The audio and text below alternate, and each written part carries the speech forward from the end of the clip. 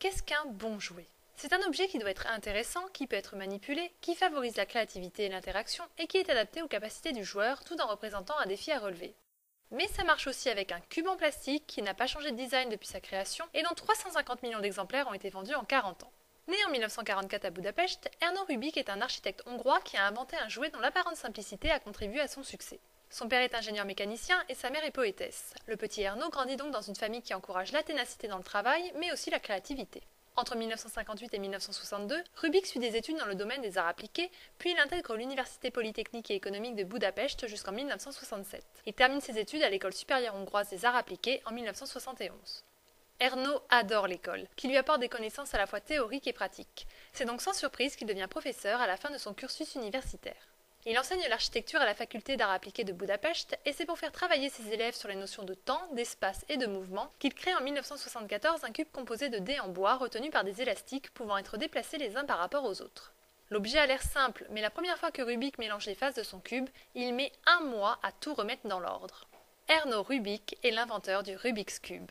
Son premier prototype fascine sa classe. Néanmoins, il a une fâcheuse tendance à se disloquer. Erno cherche donc à améliorer son cube tout en démarchant des industriels pour le faire fabriquer en masse. Mais la situation politique en Hongrie à cette époque n'encourage pas l'entrepreneuriat individuel, et l'architecte budapestois rencontre de grandes difficultés pour dénicher une usine qui accepte de s'associer avec lui. Il trouve finalement une petite entreprise spécialisée dans les pièces de jeux d'échecs qui consent à l'accompagner dans son aventure.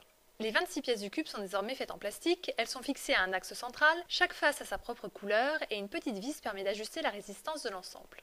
En 1975, Rubik dépose un brevet pour son Magic Cube, qui ne porte pas encore son nom, et la production industrielle démarre en 1977. Le cube est distribué dans les magasins de jouets de Budapest et sur les marchés, mais il ne se vend pas car il est conditionné dans une boîte en carton qui empêche les potentiels acquéreurs de le manipuler. En fait, personne ne comprend vraiment à quoi il sert ni comment il fonctionne. C'est alors que Tom Kremer, un homme d'affaires allemand, découvre le Magic Cube au salon du jeu de Nuremberg. Il détecte immédiatement le potentiel du cube et il contacte Rubik pour lui expliquer comment vendre son produit. Le cube doit être manipulé, mélangé et résolu sous les yeux des clients. 1 million d'exemplaires sont écoulés dans l'année qui suit cette rencontre providentielle. En 1979, Erno confie l'exploitation de son invention à Ideal Toys, une entreprise américaine qui renomme le cube Rubik's Cube. Et le succès est enfin au rendez-vous.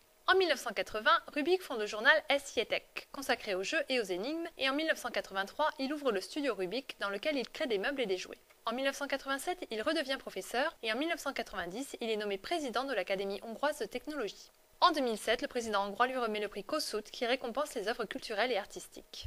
Rubik est un gros lecteur, et il apprécie également le jardinage, le sport, la randonnée et les sorties en bateau sur le lac Balaton.